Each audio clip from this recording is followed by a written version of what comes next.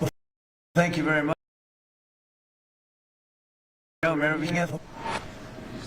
Yes. Nice to see you.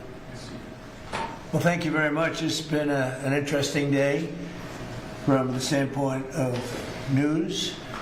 As you probably know, we've just seized a tanker on the coast of Venezuela, large tanker, very large. Largest one ever seized, actually. And other things are happening, so you'll be seeing that later, and you'll be talking about that later with some other people. Very excitingly for me, in the country, we've just launched the Trump Gold Card. It was about 30 minutes from now. The site goes up, and all funds go to the United States government. It could be a tremendous amount of money. It'll also be able to have people like this keep, as an example, just one example, there are a lot of examples, people just buying them. It's somewhat like a green card, but with big advantages over a green card. And companies are going to be able to go to the Wharton School of Finance, the Stern Business School, Harvard, MIT, wherever you may get your students, any school, and you're able to buy a card and keep that person in the United States, actually, so there's certainty, because I've heard from Tim Cook of Apple, and I've heard from a lot of people, some of the people at this table, that essentially in the United States you can't keep the student. You can't hire people from the best colleges because you don't know whether or not you can keep the person. They come and have the people get out. They throw the person out of the country. You graduate #1 from your college, and there's no way of guaranteeing, I guess you could say, there's no way of guaranteeing that they're able to stay in the country. Howard, maybe you'll give a little description of the Trump Gold Card, please. Sure. So for an individual, it's $1 million, and for a corporation, it's $2 million. And as the president said, for a corporation, they spend $2 million. They can then have an employee, full vetting, the best vetting the government has ever done, $15,000 vetting to make sure these people absolutely qualify to be in America, absolutely qualify. And then the company can keep them here, and they have a path to citizenship, right? Obviously, they have to be perfect people in America, and having passed the vetting, after 5 years, they'll be available to become citizens, and then the corporation can put someone else on the card. So for a company, they can keep putting people on the card, one person per card, and for an individual, it's $1 million, and it's a gift to the United States of America to help America be great again under Donald Trump. And there are two gifts. It's a gift of getting somebody great coming into our country, because we think these will be some tremendous people that wouldn't be allowed to stay. You know, they graduate from college, they have to go back to India, they have to go back to China, they have to go back to France, they have to go back to wherever they came from. Very hard to stay. It's a shame. It's ridiculous things. We're taking care of that. The companies are going to be very happy. I know Apple's going to be happy, but a lot of the companies, nobody talked to me more about it than Tim Cook. He said it's a real problem, and it's not going to be a problem anymore. As you know, they used to send people up to Canada and other places, other countries, so we solved that. And the other thing is it'll take in, we think, probably billions of dollars that will go to the Treasury of the United States, that will go to an account where we can do things positive for the country. So it'll be a great thing. We'll take in, I think, billions of dollars. Many billions of dollars, even. So that's very exciting.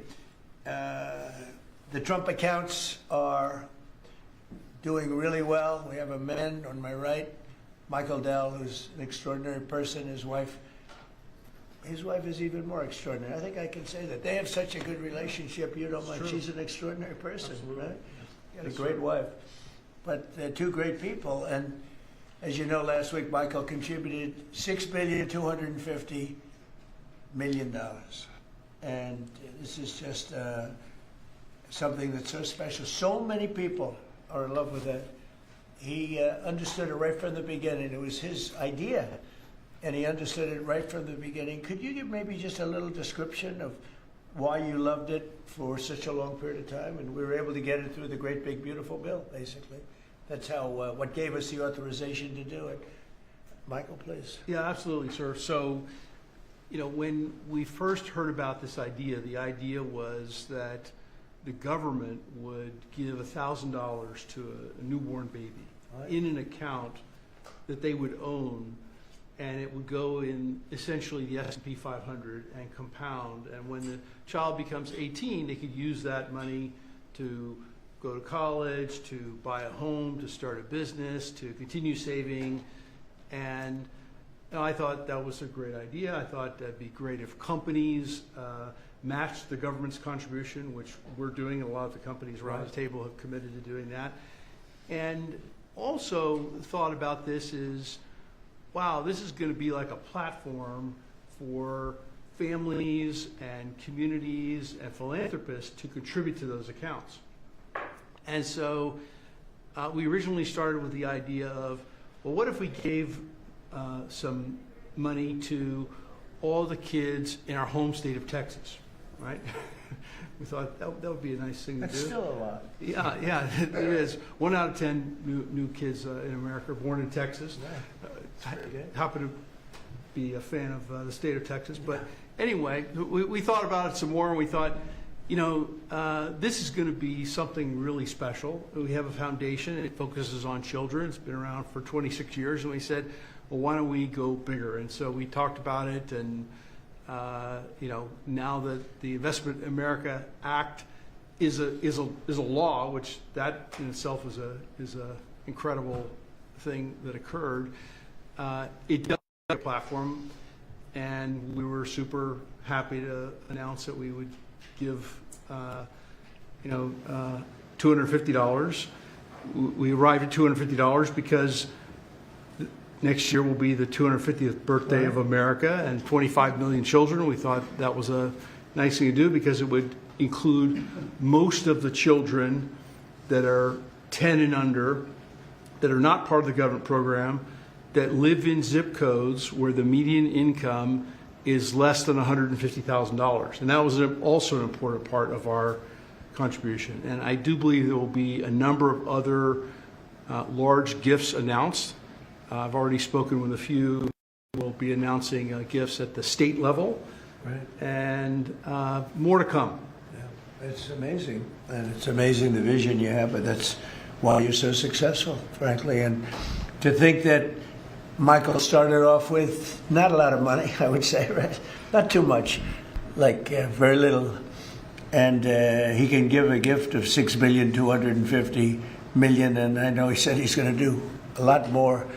It's pretty amazing. It's really a beautiful thing to watch. So great for our country.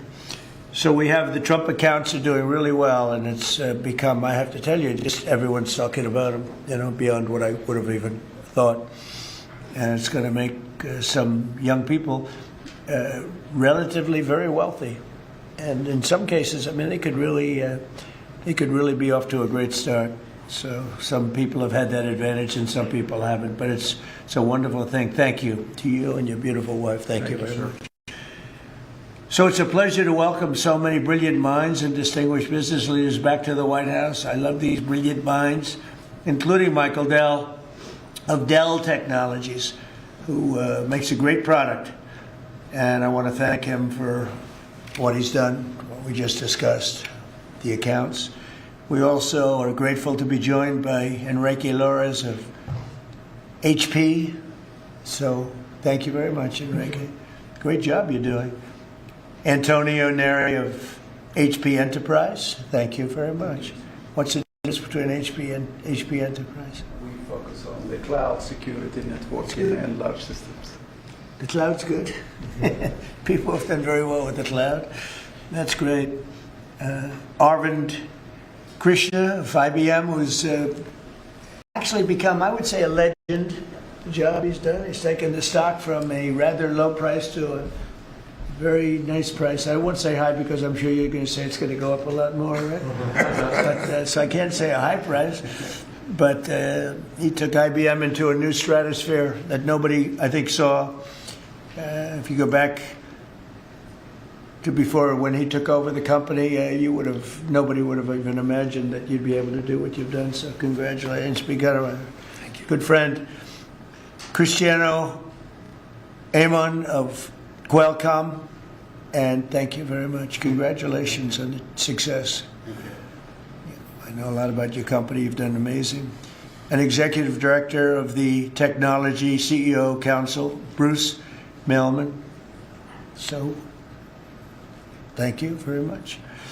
I think that these people know each other. We're going to be talking a little bit about technology today, and we'll take a few of your questions about technology. I'm sure you probably won't have too many of those questions. You'll be asking about some other things, right, Bruce? Our administration is committed to total dominance in technology. Right now, we're leading artificial intelligence by a lot. And I think, you look at what's going up, and we're writing rules, regulations. We want to keep it at the federal government level, so it's simple for it's very important, frankly. And I think we're pretty well committed. I spoke to some of the senators today, and I think we're committed to do that. We want to make it as simple as possible, as easy, because you're competing with some very big sources, and we want to stay number one by a lot. We're leading the world in building new data centers and new semiconductor and chip manufacturing facilities and new capacity for AI.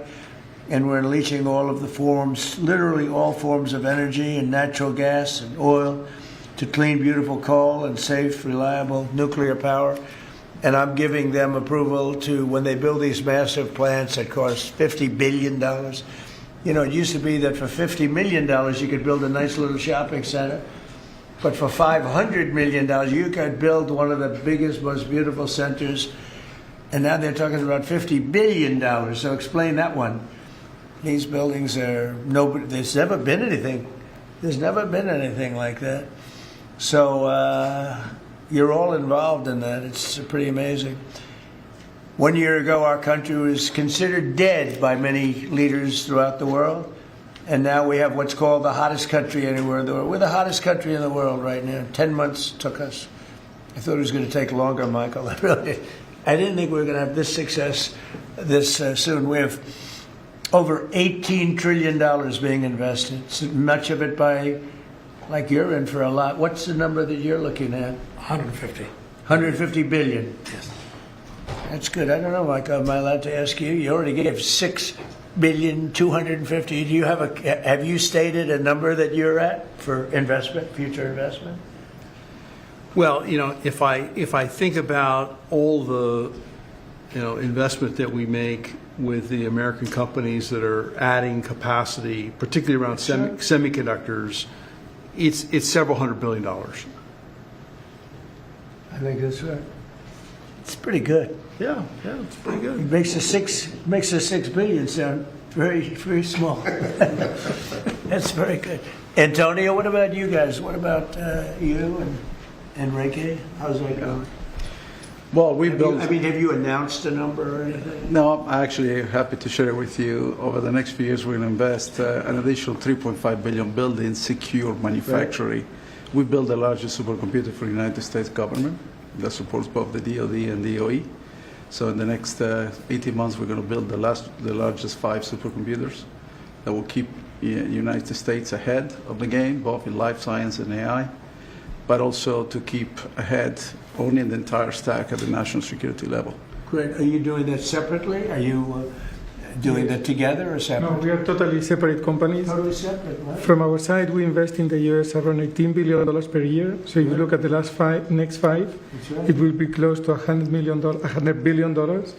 And we are going to be investing in AI at the edge, not only on data centers, but how to make AI available to customers in PCs, in headsets, in devices that they will be using every day, which is So the next frontier. Over $100 billion. Yes. And you're doing well. HP is doing really well. Yes. That's good. We're competing hard with Michael, but we're doing well. Are you direct competitors? Yes. You That's are. it. That's why they're on different sides of the table, sir. The old days would say, why don't you make a deal? I guess now it's not so easy to make We deals. can have an arm wrestling match now Yeah, and settle right. it if you want to. You know. And Cristiano, you've been amazing, right? Your company with the investments. How are you doing with We're doing investments? great. I think, Mr. President, you have a great decision. I think when you drove our company to continue to be innovating, and I think we're doing very good. We've been, in addition of doing phones, I think we're now, our chips are going to every car company in the world, all the car companies. We're entering into the robotics. There's a lot of growth in robotics and the data center. The new smart glasses going to be the future mobile devices. Industrial, I think a lot of the drive towards manufacturing the country is driving a lot of technology for smart manufacturing. We're making chips for that. So I think we're very excited. And I think, like Michael, I think the number of industries our chips are being enabling is driving hundreds of billions of dollars investments in. And most important for us, semiconductor manufacturing is very important. So we are going to be customer of the fabs that are being built in the United States by TSMC and Samsung. So we're just going to keep going forward. Yeah, those investments are very important, and we are all customers of those fabs, to be Those clear. two are my customers too. So Memory stuff? Memory? we don't do memory. We do a lot of the Who's the king processing. of memory? It's Micron and SK Hynix and Micron's Samsung. another one doing very well. That's great. Yeah, I heard you're doing fantastically. Congratulations. The stock market has set a 51, think of this, 51 all-time record highs during the last 10 months. 51. You guys are big beneficiaries. You're setting the records, right? It's amazing. 51 times we've hit a new high. In the history of our country, if you think about it, 51 times during the last 10 months. And Bruce, let me ask you pull these people all together. How's it looking for technology? A lot of global competition, but you'd rather be playing our hand than any other hand in the world. We have a good hand right now, don't we? Joe Biden secured just really much less than $8 trillion of new investments in 4 years. And in 10 months, we secured more than $18 trillion. So 18 times the amount in 10 months what they did in 4 years. And they would have gone negative. They were heading toward negative. In other words, not $1 trillion, but it could have been 3 or 4 or 5 trillion less because people were leaving. So it was a big turnaround in 10 months. The $18 trillion, it's a record. There's never been a country that's gotten anywhere near that. In the Middle East, when I left the Middle East, we brought back $3 trillion and lots of Boeing airplanes, like 300. And Boeing gave me the award for the greatest salesman in the history of Boeing, which is a nice little award. I have a little plaque. The greatest, I think I've sold 1,000 Boeing planes. Can you believe it? Now all they have to do is make them. Okay? They got to make them, but they will. But we have made historic trade deals with the United Kingdom, China, Indonesia, Vietnam, Japan, the EU, Malaysia, Cambodia, El Salvador, Argentina, Ecuador, Guatemala, Switzerland, Liechtenstein, Thailand, and South Korea, and many others. And a lot of it's based on the November 5th election result, which was a we won all 7 swing states, the popular vote. We won the Electoral College by a landslide. We won counties. The counties, they do it. I don't know. To me, it's the most accurate of all in many ways. We're 2,700 counties against 525. That's pretty good, right, Cristiano? Very good. 2,700 against 525. 525. That's why when you see the maps are all red, except for two little blue lines on the right and the left side of the map. They're probably changing too. Americans are great builders, and in the Trump administration, America is once again a country where innovators get a green light. You have the greatest innovators in the world at this table, and representing a lot of their friends who are competitors and friends. But we're really on a big move to get rid of red tape so they can run their businesses and not have to wait 10 years for an approval. In the old days, getting some of these approvals for plants that are already being built would have taken 10, 15, even 20 years prior to rejection. You'd get rejected.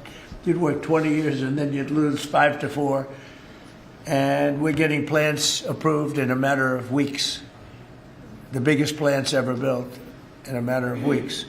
For every new regulation, we're slashing more than 10 old regulations. So we're not allowing regulations unless they slash 10 old regulations. We did that in the first term, and we cut more regulation than any administration ever. In our first term, we have the all-time record. I think we're exceeding it here. In fact, now it's 1 in 24 is the number we're at. It's 1 in 10 you have to do, otherwise we're not letting you do it. But we're actually up to 1 in 24, so we get rid of 24 regulations for every one. That's not a bad deal, right? And it's been very exciting, actually. But including, we're allowing 100 in the great big beautiful deal. We're allowing 100% expensing for capital expenditures, including investments in factories and equipment and structure. So including even structure.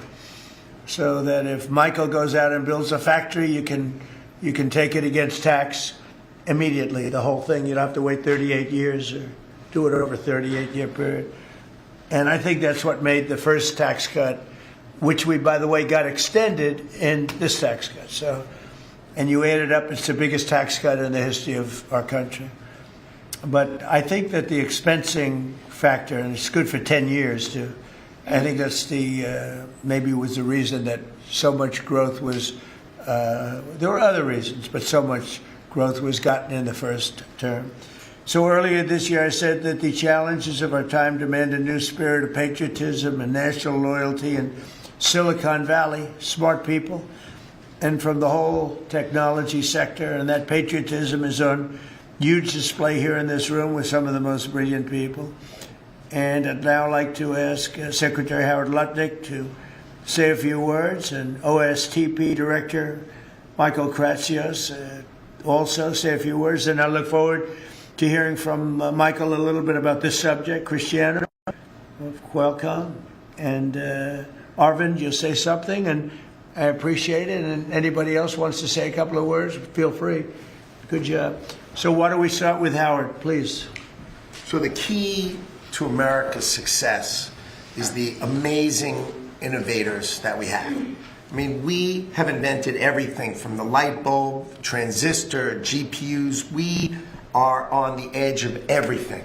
And we need to keep being on the edge. And the people at this table and this industry is why America's great. We need to build here. You know, for too many years, we innovated and we let everyone else build our stuff. And we just can't do it anymore. So with President Trump coming and winning the election on November 5th, we changed that, and now we're going to build it here. You've done everything you can, and you've heard trillions and trillions of dollars of technology build coming home to America to protect and defend us and use our innovations here. You're driving interest rates lower, and you're going to continue to drive them lower. That makes it cheaper. It makes it more exciting to build here. You're blowing out the regulatory deep state so that people can build here and do it fast. And the last thing is, because of our investment in energy, we're going to drive down the cost of energy for all Americans, including people who are building here. Drive down the cost of energy. It's great for America. Put all of that together, and you're going to see the greatest growth the United States of America has ever seen. You're going to see north of 4% next year, and then it's going to go up from there to 5s and 6s. This president's going to drive the greatest GDP growth, led by the tech sector coming home and driving growth. Well, thank you. You know, one of the things I'd like to say just before going over to Michael, and this Michael, and then we'll have this Michael, all right? But one of the things I'd like to say is, in the old days, when you announced really good results in this country, the stock market went up. And that's the way it should be. And we're going back to that. Because otherwise you can never really attain true greatness. In other words, GDP at 4. Oh, 4 is so high. Let's raise interest rates and kill it. And we're going to go back to the old days. When we announce great results, it doesn't mean we're going to raise interest rates and try and kill it. It means that instead of 4% GDP or 3%, which I said it's so wonderful, 3%, it should be able to be 20 or 25%. I don't know why it can't be. You shouldn't kill it. And so we hope that if this country announces great results, because you're going to see great results over the next couple of years. All these plants, and I'm not just talking about AI. We have the biggest number of auto plants planned. Toyota just announced $10 billion in plants built, various couple of locations, few locations in the country, just a little while ago. They're all coming here. They're coming here because of tariffs, because they don't want to pay tariffs, but they're coming here because of the election and the mindset. But when we announce good results, the market should go up. Now it's when you announce good results, Michael, the market goes down because they say, oh, that means things are good. That means we're going to kill it by raising interest rates. I think it's really wrong. It should be the opposite of what it is now. It should be the way it used to be. We announce good results, the market should go up, and we should keep driving it up and have it keep going up and let it be much, much bigger, much, much better. And, growth doesn't mean inflation. They're always afraid that, oh, we have, and if there is inflation, that's okay, then we can slow it down. But we should be able to do a lot better than 3 and 4. We're scheduled to be at 4%, which is pretty amazing because we have a deadhead Fed hair. I mean, this guy, the head of the Federal Reserve is a stiff. And, you fight that. It's amazing.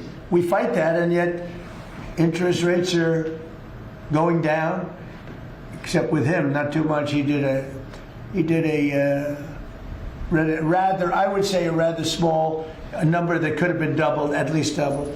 And that's the other thing. I think the rates for the United States are always the lowest in the world, because without us, there is no world. Without this economy, there's no world. You could go to some of these wonderful countries that you think are so great. Well, one of the reasons they're great is because we allowed them to get rich off of us. We didn't charge them anything. You look at some of the deals, I don't want to say, use Switzerland as an example, but Switzerland paid almost nothing in terms of a tariff or a tax or whatever you want to call it, license. They paid nothing, and they're paying now. They're paying a fair amount. I had them at 39%, but I decided to be nice.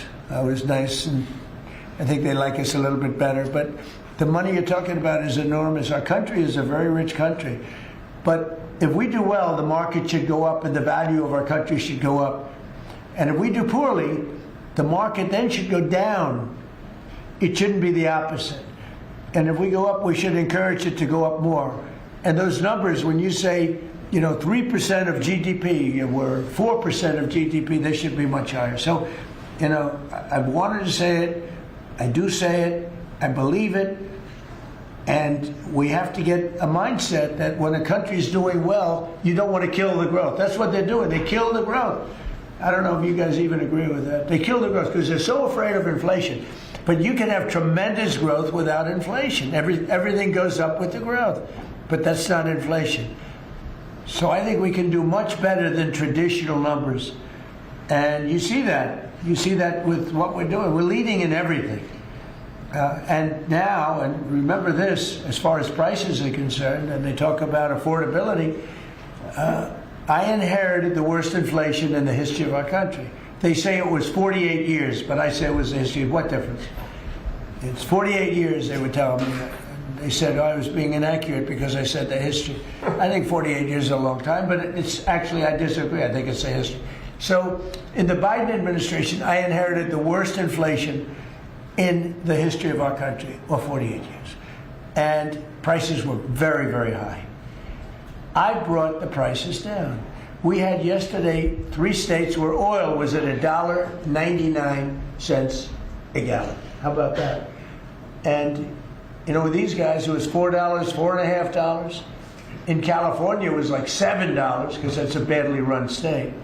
But the price for oil and gas and everything else, the price of gasoline was $4.50, $5.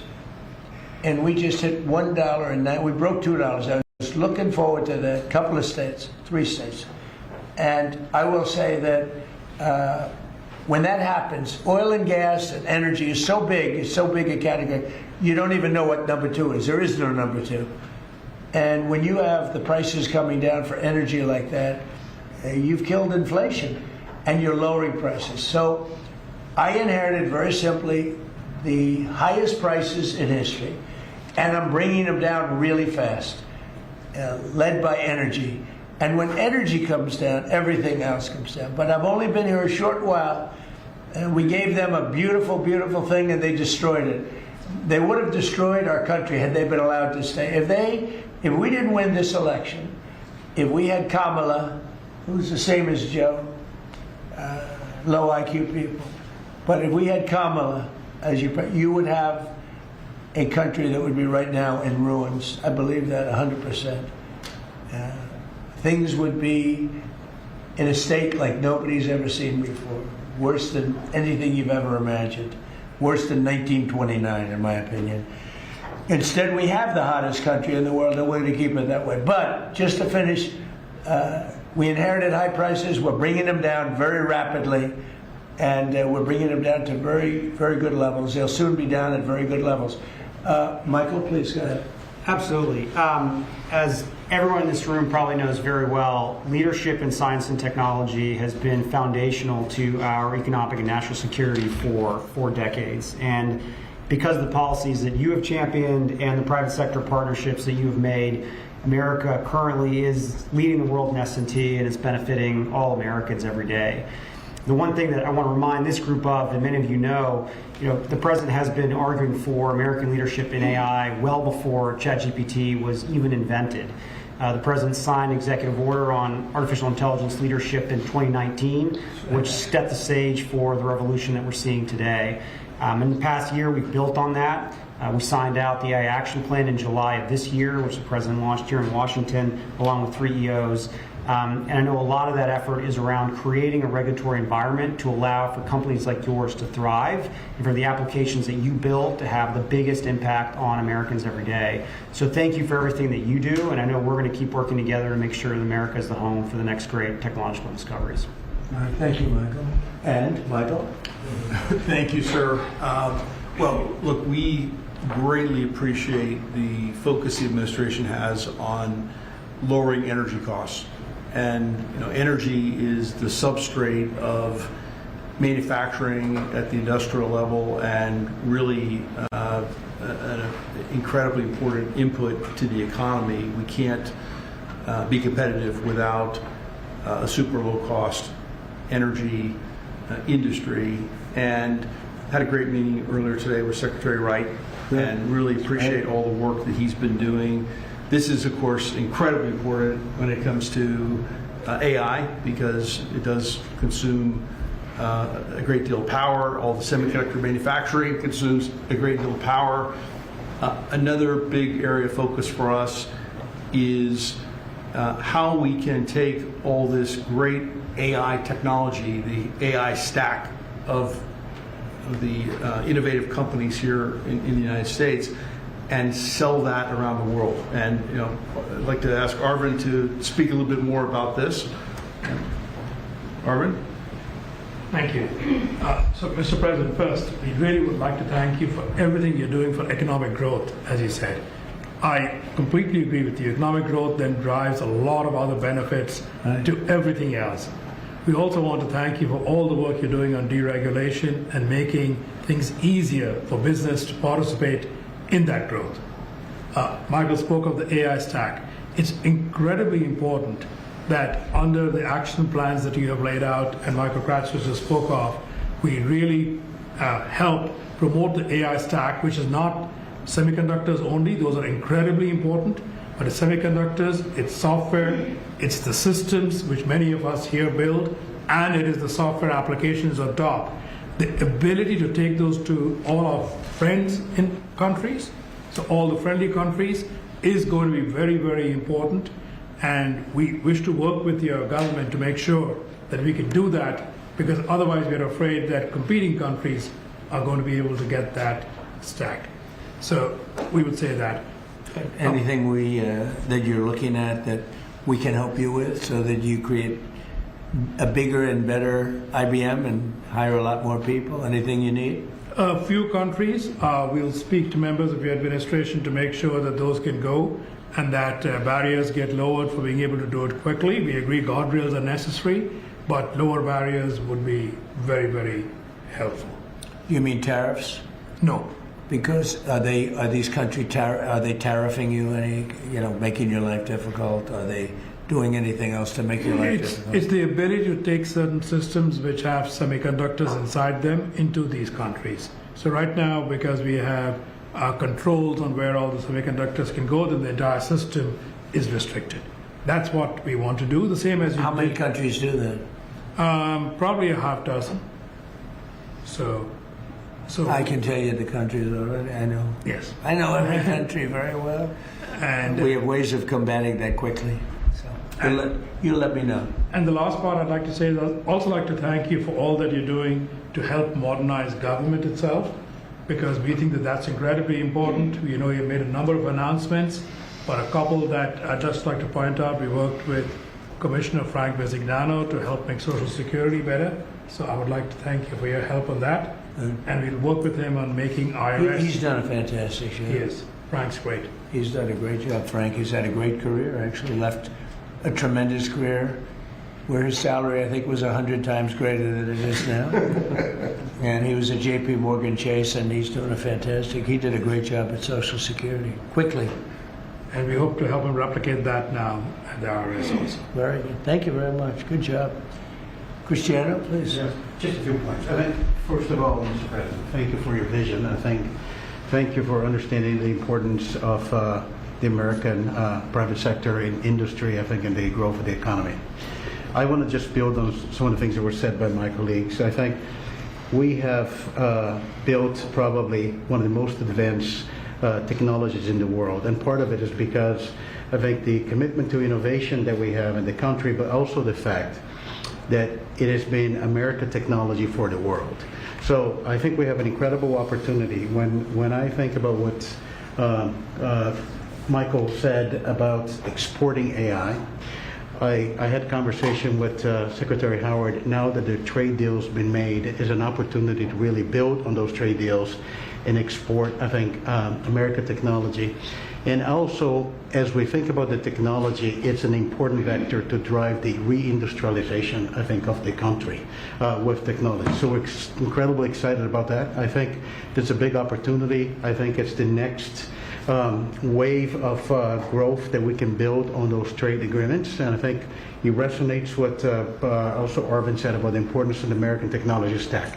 And then I'm just going to finish with 2 points. There are 2 exciting things happening in the world of technology coming right now. One is as AI becomes the new form of computing, AI is going not only to the data center, but to everything, to cars, to PCs. And we see now the ability to run models that you can only run AI in the data center. You can run that on a microcomputer, on a computer for Enrique, on a server, with small server on premise. So I think we're going to see the proliferation of AI.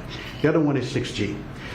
We had made commitment working with your administration, working with FCC. We're going to accelerate 6G. We're working to launch first in the world in the LA Olympics.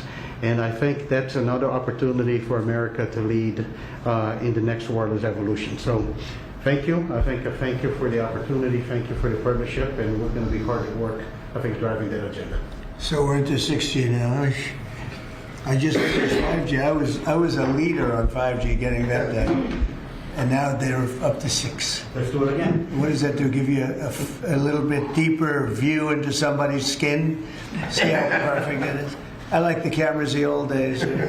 So they just had a nice feature. Now they cover every little. Let's see, Michael, you're in good shape. You're not gonna. But I tell you, it's the 6 is coming, huh? It's coming. Does it ever end? And what happens? You'll be into 7, right? Before 6 gets old, you'll be into 7. Anybody have anything else to say? Anybody? I think the other thing is we want to thank you as well for the openness of your organization and your team. We always find people that wants to hear what we need and is willing to design programs that will support us. So thank you for. Well, we're here to serve you. We want you to just dominate the whole world in terms of what you do. It's a very important world, and you're doing that. And we're making it easy for you, and that means you're going to do it faster. It's more jobs, and a lot of good things happen, right? Go ahead, Maybe, please. Mr. President, you may not recall, but in your first term, you actually sponsored the Department of Energy to build the largest systems ever built. And thanks to your sponsorship, the Department of Energy owns the 3 top supercomputers in the world, Yeah. and we build them with them. And these are systems that can do quintillion operations per second. And that means we can solve I know. a lot of We made that possible. It's worked out very well. Good. solve problems. So now we're going to build the next generation again. Good. Sounds good to me. Any questions, please? Mr. President. Thank you. Can you explain a little more about this Venezuelan oil tanker and share a little more information? Well, I'll let the people do it, but you see the result, and I guess they probably have released the pictures by now or pretty soon. You'll discuss that with the appropriate people later on, but no, it was seized for a very good reason. Cuba. Sir, there's a new proposal from DHS that would see tourists from a lot of countries have to hand over 5 years of social media history to get a tourist visa. Are you concerned at all that if that's implemented, there would be a decline in tourism next year? And what sort of material do you think is... We're doing so well. We just want people to come over here and safe. We want safety. We want security. We want to make sure we're not letting the wrong people come into our country. We're getting rid of a lot of bad ones from jails, from mental institutions, drug dealers, and we're getting a lot of bad people, murderers. 11,888 murderers. Half of them, almost exactly half of them, committed more than one murder. We're getting rid of them. In some cases, we don't even want to get them out. We put them in jail because we're afraid they're going to come back into our country. We're not going to let them back in. So we've taken a very tough stand, and you see where we've been. Like Washington, D.C. now, people walk down the streets, they go into restaurants at night. It's beautiful. It's like this beautiful thing to see because until I got here, this was a very, very bad place. We had a terrible thing happen 2 weeks ago with terrorism with regard to 2 National Guards people that are so phenomenal. One is no longer with us, and one, amazingly, we weren't looking with great hope on that, that Andrew. And today he got out of bed, actually, stood up, didn't say anything. It's a little early. But the chances of Andrew, other than his mother, who said, nope, he's going to be okay. His mother was the most positive person. And could be that she'll be right. It's pretty amazing. Made progress. It was, both of them were so badly hurt, we never thought that one could survive. So it looks like Andrew's doing pretty well. The winner of the Nobel Prize dedicated the prize to you, the Nobel Peace Prize, and she left Venezuela at a very, very soon make it to the ceremony.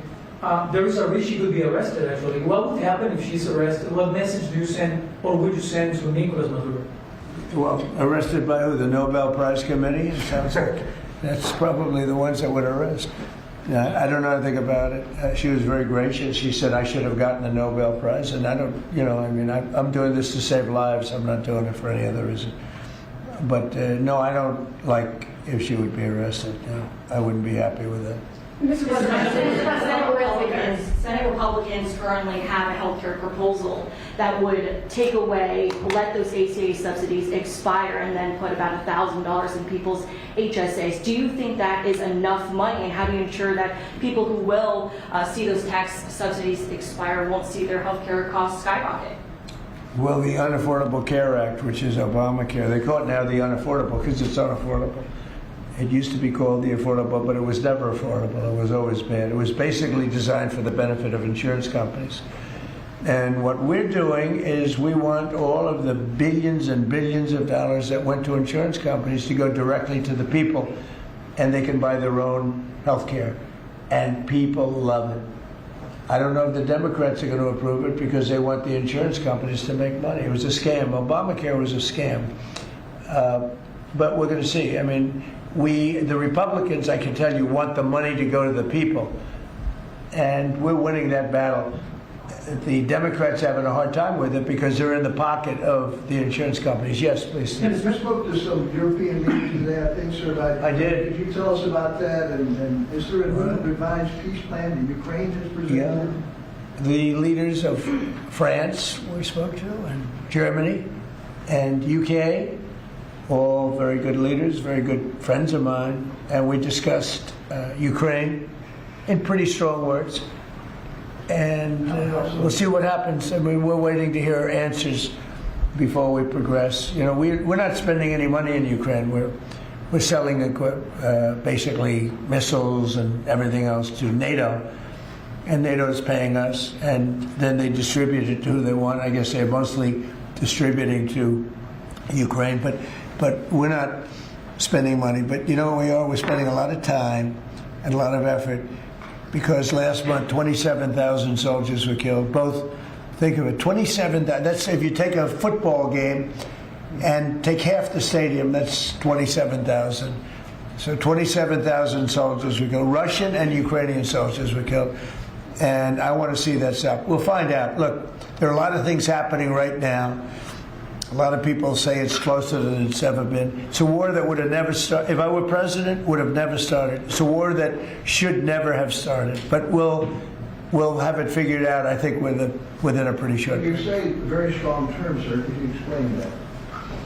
Well, I think we had some little disputes about people, and we're going to see how it turns out. And we said before we go to a meeting, we want to know some things. You know, they would like us to go to a meeting over the weekend in Europe, and we'll make a determination depending on what they come back with.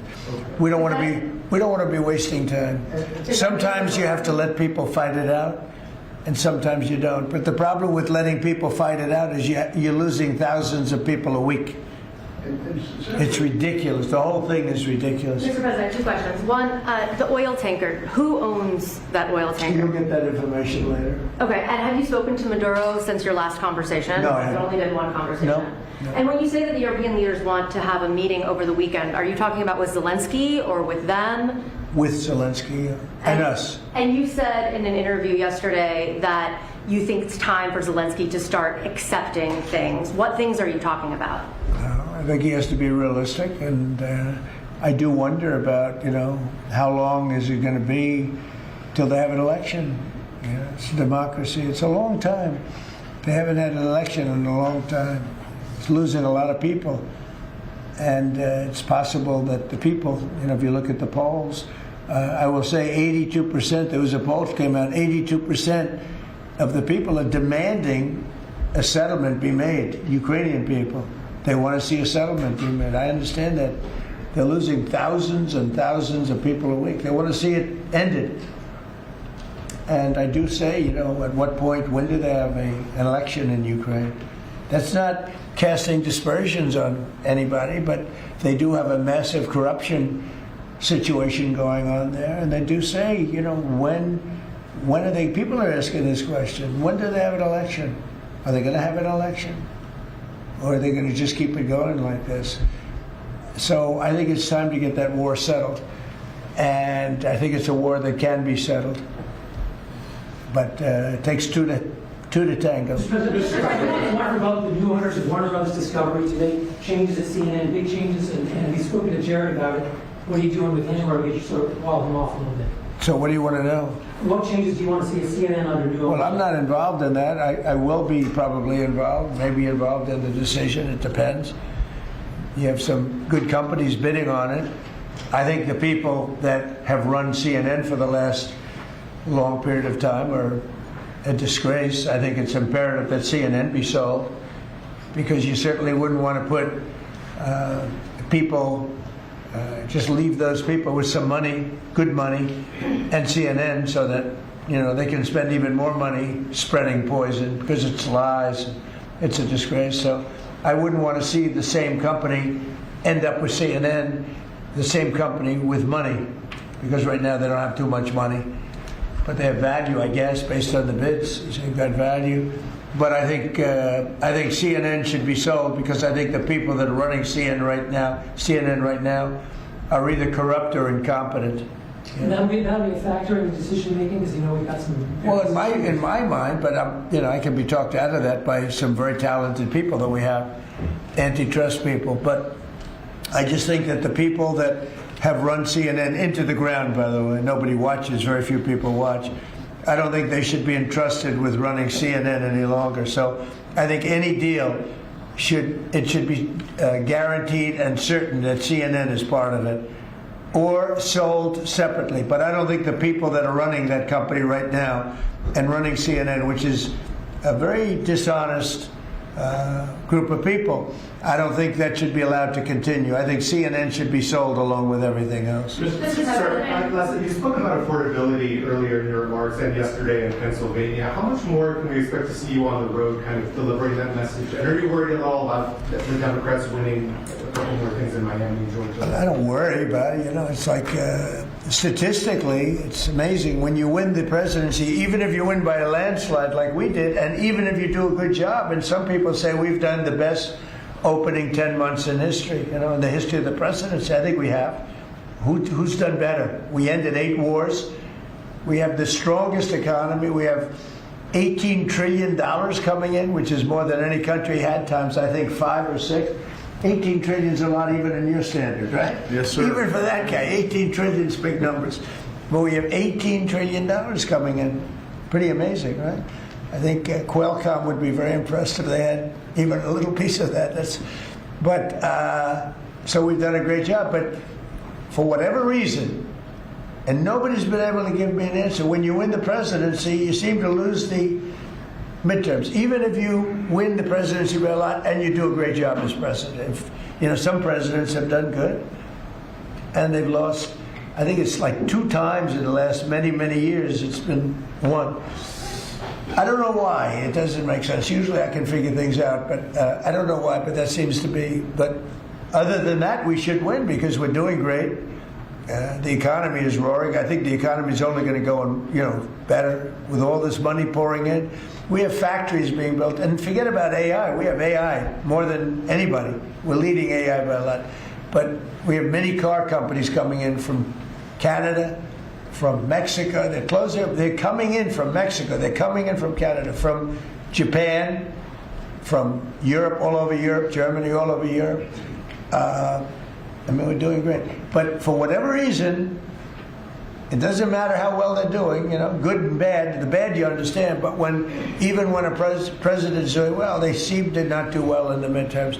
So we're going to try and change it. There should be no reason for it. If anybody at the table can figure out, Bruce, a nice psychological reason, but so I want to win, and winning the midterms is important. People want us to win the midterms, and I think we have great spirit. We should win the midterms, yeah. Under Joe Biden's administration, and during COVID specifically, Biden removed the safety standards on abortion drugs. Now I'm hearing from a lot of pro-lifers that they're very anxious because yesterday Bloomberg reported that your FDA is slow-walking a review of the abortion drugs that Secretary Kennedy promised. Yeah, How soon do you want to see that? I'll find out. I'll ask them.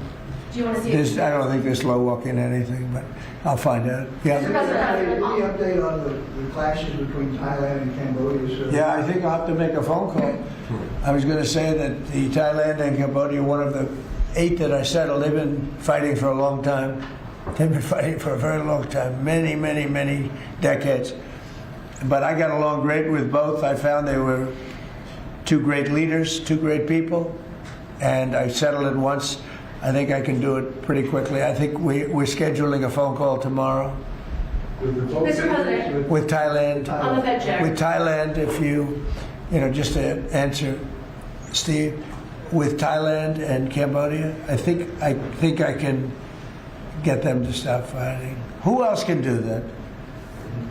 Think of it. Settled 8 wars. Every once in a while, one will flame up again, and I have to put out that little flame. I have to put it out, but we're going to put it out again.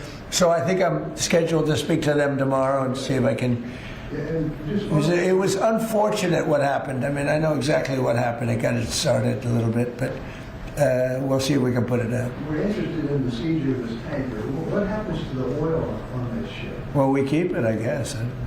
Where does it go? What port does it go to? Well, you have to follow the tanker. You're a good newsman. Just follow the tanker. Do you know where it's going? Follow it. Get a helicopter and follow the tanker. Is it true it's going to But I assume we're going to keep the oil.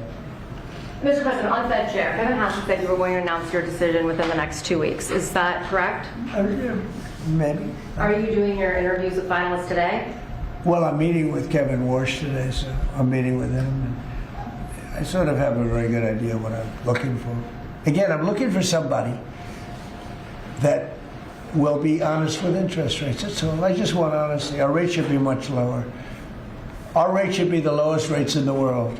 Because all these countries that you see, with low rates, many of them are low because of us, because they suck so much money out of us. But that's not happening anymore. We should have the lowest rates in the world. And without us, none of them really exist as an economy. I mean, I can show you these really prime, really wonderful countries. They've had nothing but success.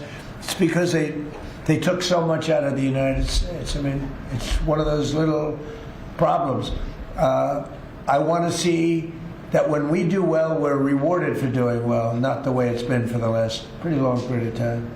Are you asking these finalists to pledge to lower rates? Are you asking these finalists to pledge to lower rates if they become the chair? No, I'll be asking questions and I'll be able to figure it out. Mr. President, we have 3 countries sending drugs to the U.S., Mexico, Venezuela, and Colombia.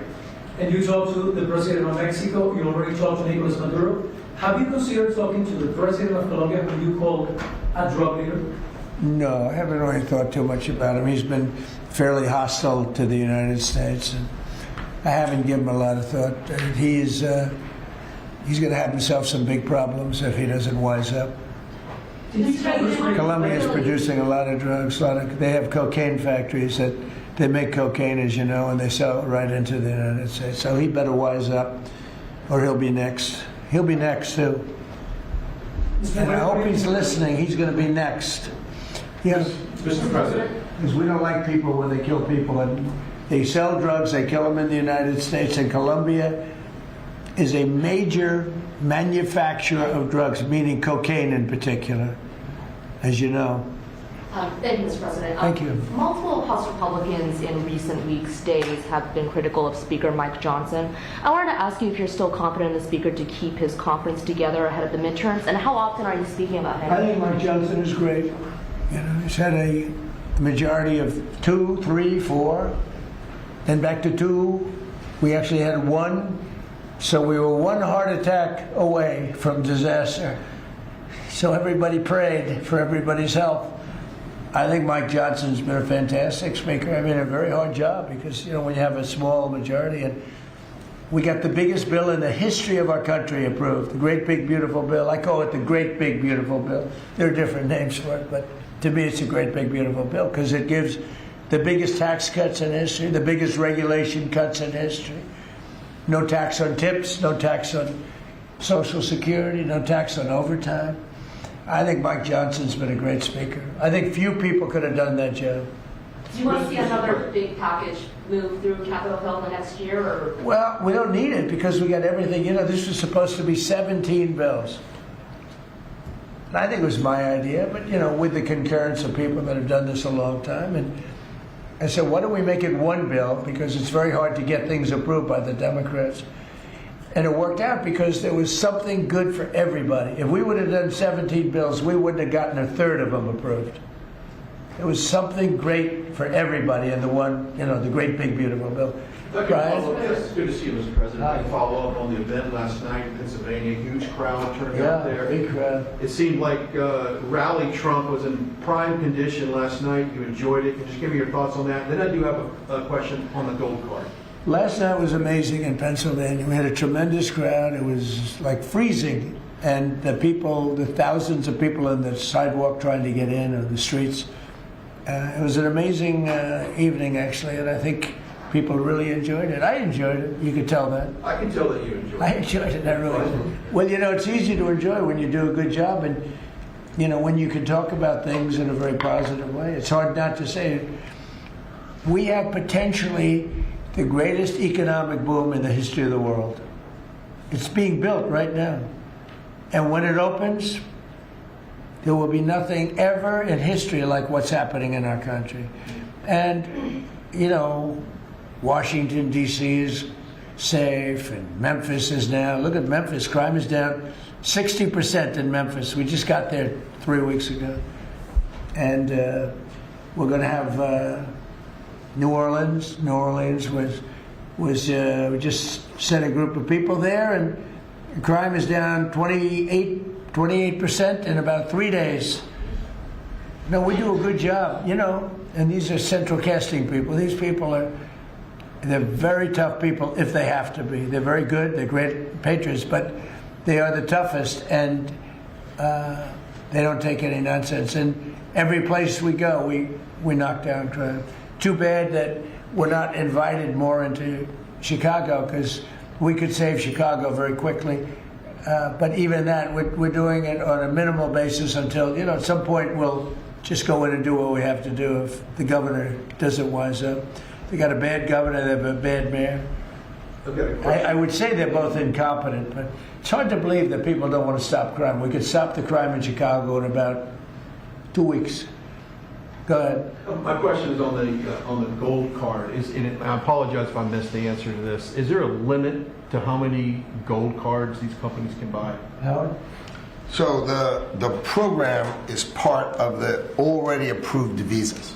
So we're just going to have great people come into this country. You know, the average green card holder earned less than the average American. So they were more likely to be on the dole and be on our assistance programs than average Americans. And the idea is from President Trump, he wants to raise it, bring in the best people into America. So same visas, but now just full of the best people.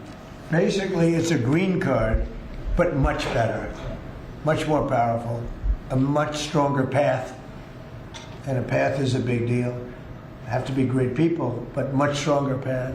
And it also, in addition to that, helps companies, because not only for companies, but if IBM gets somebody #1 in his class at the Wharton School of Finance, and you're dying to get the person, but you can't guarantee the person stays in the country, because oftentimes they'll say, I'm sorry, sir, you got to get out of here, you have 24 hours, right?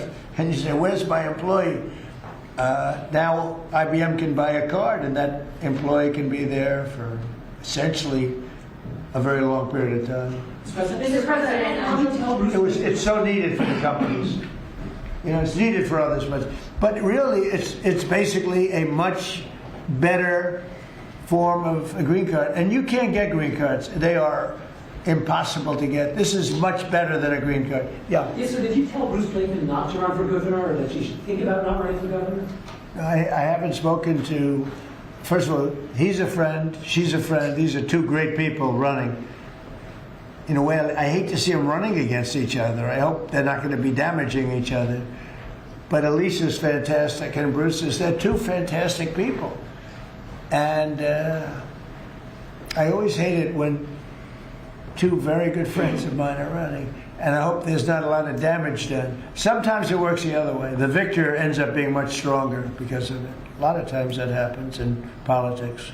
You think you'll step in a couple of months after you see who performs? Well, I think in New York we have a convention toward the end of February, and I think you'll know pretty much at the end of February what's going to happen. And I'll probably have to, you know, do what I want to do. But I hope he's running now, as you know, and she's running. We have two very talented people. Either one should win against the Democrats. Mr. President, the President Legacy's story lately focuses on one of your cabinet members predicting that you're going to fire this one or you're going to get rid of that one. Of all your cabinet members, who would you perceive as the most under attack? Well, I think my cabinet's fantastic. I read the same stories that I'm unhappy with this one or that one, and I'm not. I think the cabinet's done a great job. I read a story that I was unhappy with Pete because he was attacking drug dealers. I said, that's not exactly right. I would say very much the opposite. Pete Hegseth has been phenomenal. I read a story recently, I'm unhappy with Christie. I'm so happy with it. I mean, we have a closed border. We have a border that's the best border in the history of our country. Why would I be unhappy? She's fantastic, actually. No, we have a fantastic cabinet. Really fantastic cabinet. I mean, Lutnick I'll have to think about. No, Can't have everything. Can't have everything. He's doing great. Well, Howard's done really well, and Scott's done really well. We have just a fantastic cabinet. I'll tell you who's doing a great job is Linda McMahon. We're bringing education back to the states where it belongs. Education is going, we can't do any worse than we're doing right now. Let the states run it. You know, if you go back to some of our states that are run so well, so good, I would say 40 of them. And then you'll have trouble with 5, and you'll have bigger trouble with another 5. But you have 35 or 40 states that will run education as good as Norway or Denmark, Sweden. We have some, you know, the heads of the list are Denmark, Norway, Sweden, a few others. I think if you go to Iowa and you go to Indiana and you go to, I can name a lot of states, I think it would be almost the equivalent, or maybe better. But you can't run a school system in Iowa from Washington, D.C. Yeah. Sir, the Gaza plan, when do you expect to announce members of the Board of Peace, the leadership of that? Well, we'll do it early next year. And the Board of Peace are going to, it'll be one of the most legendary boards ever. Everybody wants to be on it. It's mostly going to be, I guess, you know, we weren't thinking about it that way, but they want to all do it. Basically, it'll be the heads of the most important countries. Mr. President. They all want to be on. It wasn't really planned. We thought we were going to get very distinguished people that do that kind of thing for a living. But really, it looks like it's turning out to be, they want to be on. The heads, the kings and the presidents, prime ministers, they all want to be on the Board of Peace. Mr. President, on the video follow-up to last night's rally, can you clarify, you have called the affordability crisis as a Democratic hoax, but you also want to make America affordable again? No, the word that they use is a hoax, and because they're the ones that caused the problem. I'm talking about when you're trying to say it a different way. That's pretty simple, though, if you listen. It's a hoax where they created the problem. They're the ones that gave the high prices. So when they use the word affordability, they shouldn't be using that word because they're the ones that created this problem. They created the highest inflation in history, and they created the highest prices in history. And now we have to get those things down. But when they go, they look and they say affordability. They never discuss it. They just say the election's about affordability. Well, it may very well be. I think it's also about still the border. You have to remember the job. You know, the sad thing is for 7 months, we've had no people come through our border. Nobody can even believe it. 0 people. And the people that do that are largely Democrats, which the people that do the stats. We've had no people come in other than coming in legally. But if you take a look, and nobody wants to talk about that. In fact, last night I said, let me talk about the border. My own people told me, sir, nobody cares about the border anymore. You've fixed the problem. I said, do I get a little credit for fixing a disaster where millions of people a month would flow into our country, and from prisons and from gangs and from drug dealers and mental institutions? They say, sir, you fixed the border. Nobody cares. I say, but I care. It's sad when you fix something and then you can't even use it. You can't talk about it. My own people don't want to talk about it anymore. But very simply, the Democrats created the worst crisis of inflation that this country has ever had. And with that came the highest prices that we've ever had. And I'm fixing it. Mr. President, has Secretary Hexon told you why he hasn't released the video of the second strike? No, he hasn't told me. I thought that issue was dead. You're surprised you bring it up. You must be CNN. Lawmakers are still talking about it on the Hill. Are you CNN? I am with CNN. Oh, gee, I'm shocked to find out. The lawmakers are still talking about it on the Hill. Well, I'll tell you, I don't know about lawmakers. Which lawmakers? You're talking about? Just the Democrats have been talking about trying to release it. I mean the people that you work for, the Democrats? You know you work for the Democrats, don't you? You're basically an arm of the Democrat Party. Thank you very much, everybody. I appreciate it. Thank you. Thank you very much. Thank you guys. Thank you guys. Thank you guys. So, call me if we can help. Thank you. So big breaking news from the day. The United States seizes an oil tanker off the coast of Venezuela. We'll stay on that story for you here at Right Side Broadcasting Network, and the latest from inside the Trump White House and the federal city and into your neck of the woods at 4:15 Eastern, 1:15 on the West Coast. I'm Robert McNeely. For all of my colleagues here at Right Side Broadcasting Network, I hope you're having a wonderful Wednesday, December 10th. May God be with you during this Advent season, and we'll be back with you again very soon.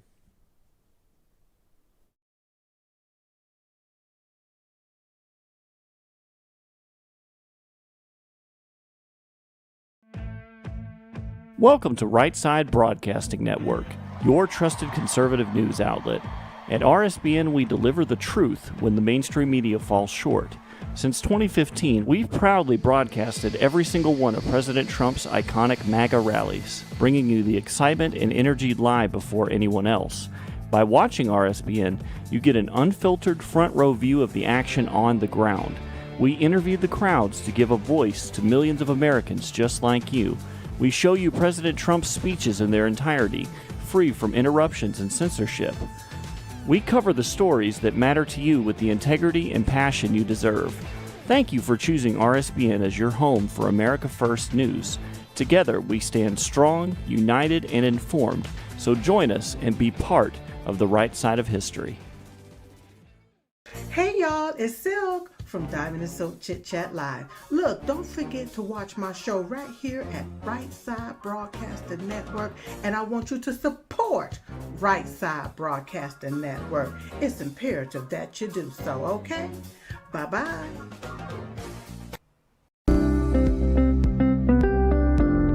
allfamilypharmacy.com/RSBN. You can scan that QR code now, RSBN10. That is the code, easy to remember, for 10% off. This is ivermectin, hydrochloroquine, antibiotics that will save you and yours from bacterial and viral infections, NAD+, and much, much more. 200 essential medications and emergency medical kits, the meds you trust delivered to your door.